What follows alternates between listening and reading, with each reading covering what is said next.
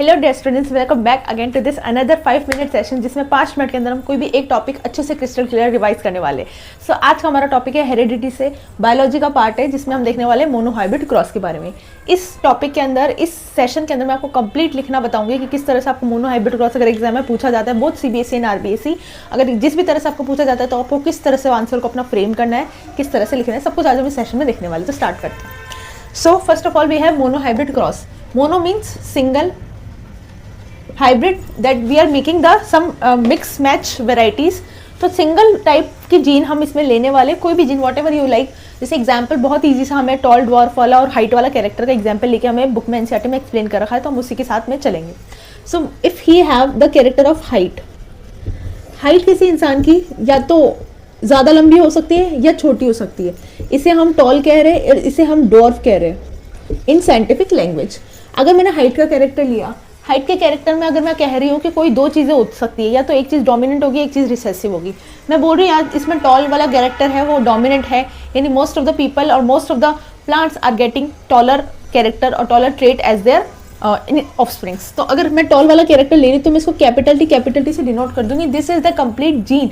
Small T, capital T अगर मैं अलग से लिखूंगी दैट इज एलील। ये इसका वेरीड फॉर्म ऑफ होती है। एलील क्या होते हैं? They are the different forms of gene. तो डिफरेंट फॉर्म्स ऑफ जीन, ये कंप्लीट एक जीन है जिसके अलग अलग फॉर्म्स है। अगर मैंने ड्वार्फ को कैरेक्टर लिया तो मैंने ये वाला कैरेक्टर इसके लिख दिए। स्मॉल टी हम देखते हैं कि छोटा लेटर है या कर्सिव लेटर है, तो उसको हम बोलते हैं कि ये ड्वार्फ है या फिर इसका हाइट कम है। इस तरह से हम मोनोहाइब्रिड क्रॉस स्टार्ट करते हैं। तो हाइट का मैंने बता दिया कि ये आपका ये सारी चीज़ें। तो मैंने दो टाइप के पेरेंट्स लिए, ठीक है। पेरेंट्स लिए मैंने, पहले मैंने लिया कैपिटल टी जो क्या है? प्योर टॉल है। मुझे पता है, दिख रही है टॉल है, जेनेटिकली भी मैंने चेक कर लिया। इनको मैं क्रॉस करवा रही हूँ ड्वार्फ से। ये क्या है? प्योर ड्वार्फ है। अब एक ये दो पेरेंट है, एक ये पेरेंट हो गया, एक ही पेरेंट हो गया। इनका एक क्या आएगा? गैमीट आएगा। तो यहाँ हम लिखेंगे गैमीट, यहाँ कैपिटल टी आ गया, यहाँ स्मॉल टी आ गया। ये वाले जो गैमीट्स है ये है ट्रांसफर होके आ रहे हैं। कहाँ होके आ रहे हैं? जो नेक्स्ट ऑफस्प्रिंग है उस चाइल्ड के अंदर, उस फीटल के अंदर ये वाले दोनों गैमीट्स आ रहे हैं। इस तरह से इनके बीच में क्रॉस हुआ है और ये बन गया कैपिटल टी स्मॉल टी। तो this is your F1 progeny या F1 जनरेशन भी यू कैन से। तो कैपिटल टी स्मॉल टी, अब ये कैरेक्टर कैसा शो करेगी? डोमिनेंट रिसेसिव वाली बात यहाँ आती है कि कैपिटल टी स्मॉल टी है, अब ये छोटी रहेगी, बड़ी होगी, बीच की रहेगी। भाई हाइब्रिड है, तो हो सकता है कोई मिक्स मैच हो गया या नहीं, ना ये 5 फुट की रहे ना 2 फुट की रहे, कोई 3 फुट के बीच में कहीं आ जाए, ऐसा नहीं होता है। ये जो कैपिटल टी वाला कैरेक्टर है ये कैसा है? यहाँ पे डोमिनेंट है। ये स्मॉल टी वाले कैरेक्टर को, जो कि ड्वार्फ है, उसको अपना कैरेक्टर शो ही नहीं करने देगा। उसको बोलेगा चुपचाप बैठा रहा, मैं तेरे ऊपर हावी रहूंगा, मैं तेरे को किसी से बात नहीं करने दूंगा, तेरे को अपने ऊपर दबा के रखूंगा, मतलब तेरे ऊपर बैठूंगा। तो एक बार कैपिटल टी और स्मॉल टी का हम अगर मजाकी तौर पर इस तरह से समझ सके कि जो कैपिटल टी वाला कैरेक्टर है वो डोमिनेंट रहेगा हमेशा स्मॉल टी वाले कैरेक्टर के ऊपर। तो जहां पे भी पहले कैपिटल टी दिख जाए, फर्स्ट ऑफ ऑल लिख दो उसको कि भाई ये तो टॉल कैरेक्टर है ही है, स्मॉल टी वाला कोई भी कैरेक्टर दिख ही नहीं रहा है। अब ये कैपिटल टी जैसा ही कितना है? लंबा सा, एकदम टॉल। तो ये बात हमें समझ आ गई। अब कहाँ आया हमारा जीनोटाइप फिनोटाइपिक रेशियो? तो आया नहीं, अब आएगा जीनोटाइपिक फिनोटाइपिक रेशियो। तो ये हमारी F1 प्रोजेनी हो गई। अब हमें जीनोटाइपिक फिनोटाइपिक रेशियो निकालने के लिए हमें F1 जनरेशन को क्रॉस करवाना पड़ेगा उसी से, यानी F1 प्रोजेनी को क्रॉस करवाएंगे। अब कैसे करेंगे नेक्स्ट उस पर देखते हैं।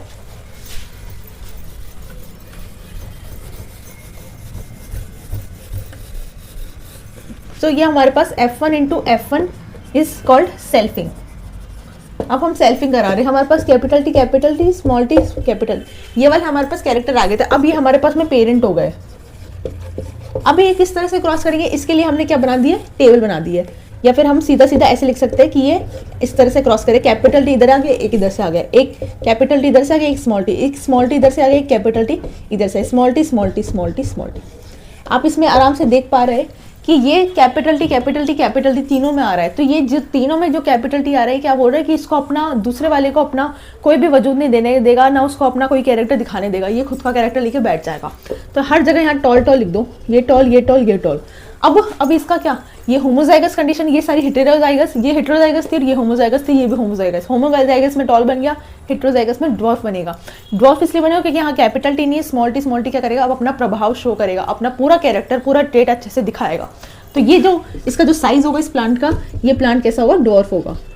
ये सभी लंबे दिखेंगे एक जैसे और ये छोटा दिखेगा। इसको अगर हम टेबुलर फॉर्म में बनाते हैं तो वो इस तरह से बनाते हैं capital T small T, capital T small T, इस तरह से बुक में ये वाला दे रखा है। एक ही बात है, कैसे बना सकते हो, capital T capital T, capital T small T, capital T small T, small T small T.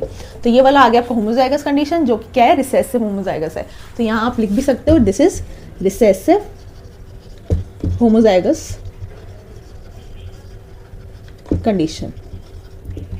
यानी जो रिसेसिव हमारा स्मॉल टी वाला कैरेक्टर था ना, वो उसके पास, बेचारे के पास सिर्फ 25% चांसेस थे आउट ऑफ 4। अगर चार हमारे पास चांसेस है तो वो हर चांसेस 25% का हो गया, तो सिर्फ 25% चांसेस थे कि इसके किसी भी प्रोजेनी के अंदर शो करने के, किसी भी कैरेक्टर को अच्छे से अपने प्रोजेनी के अंदर, ऑप्शन के अंदर शो करने के, इसके सिर्फ 25% चांसेस थे, यानी 1।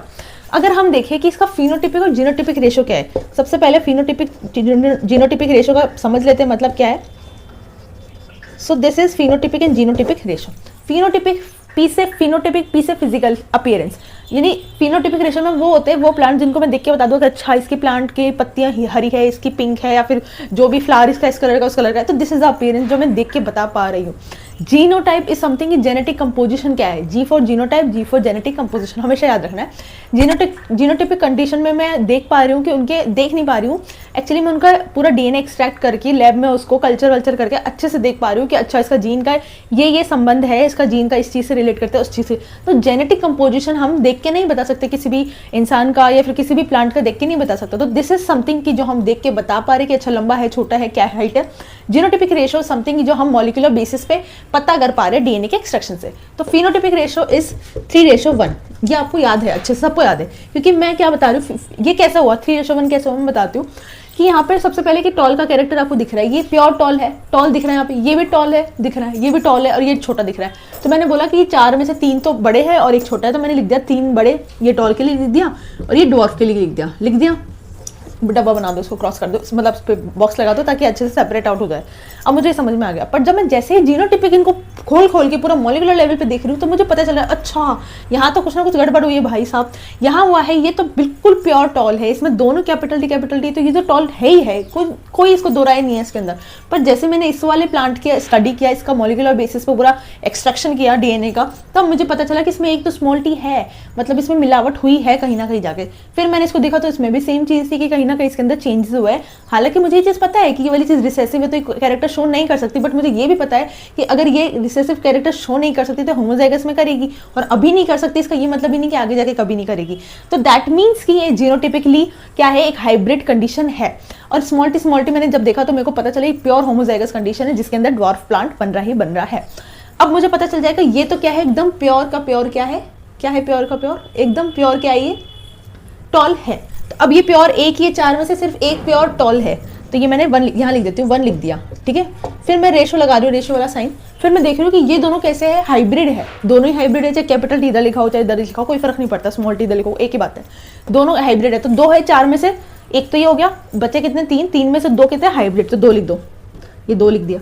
फिर एक मेरे पास आया होमोजाइगस कंडीशन रिसेसिव वाला, जो उसमें क्या है प्योर डॉर्फ है, टॉल निकल रहा है बार बार, प्योर डॉर्फ है, तो इसको मैंने 1 कैरेक्टर लिख दिया। तो 1:2:1 is the genotypic ratio and phenotypic ratio is 3:1। तो आपको इसी पैटर्न में तरीके से पूरा अपनी जो भी आपकी बोर्ड की नोट्स कॉपी वगैरह जो भी होगी तरीके से उस चीज़ को लिखना है। यहाँ पे बताने के 3 क्या है, 3 टॉल है, मैंने ऊपर लिखा है, जैसे 1 क्या है डॉर्फ है, ऐसे 1 क्या है यहाँ पे, 1 क्या है यहाँ पे प्योर टॉल है, 2 क्या है यहाँ पे हाइब्रिड है, और 1 क्या है प्योर ड्वार्फ है, इस तरह से। तो this is how your monohybrid cross is all about. I hope you guys like this sessions and will meet in the next sessions. Till then, goodbye, take care, keep watching and stay tuned.